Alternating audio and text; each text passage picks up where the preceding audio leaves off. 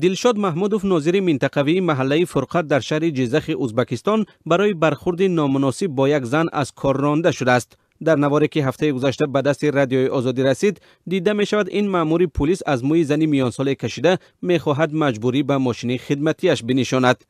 بعد آنکه این نوار روز 15 آگوست در وبسایت بخش ازبکی رادیوی آزادی نشر شد، مأمور میلیسا برای بازپرسی به دادستانی دعوت گردید. یک منبع رادیوی آزادی روز 20 آگوست گفت که محمودوف الکی از کار رانده شده، به جای او مأمور دیگر را تعیین کردند. نواری کشمکش دلشاد محمودوف با یک زن در شبکه‌های اجتماعی نیز بحث زیاد را برپا کرد. بسیاری از کاربران چنین رفتار مأمور میلیسا را تنقید کرده و سوال گذاشتند که تا کی باید به چنین عملی نیروهای انتظامی چشم پوشید.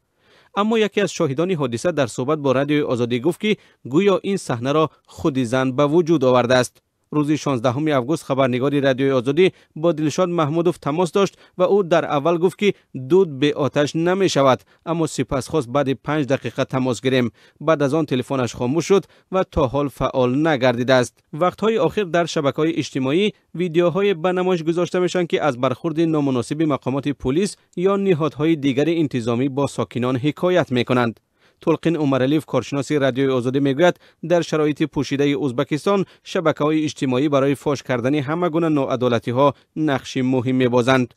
یادآور میشویم که ماه مارس سال گذشته یکی از کاربران رادیوی آزادی ویدیویی را فرستاد که در آن 2 کارمند پلیس سمرقند زنی را زده و کوشش داشتند او را در باغچه ماشین جای کنند. بعد از نشر این نوار ماموران پلیس از کار خود محروم شدند.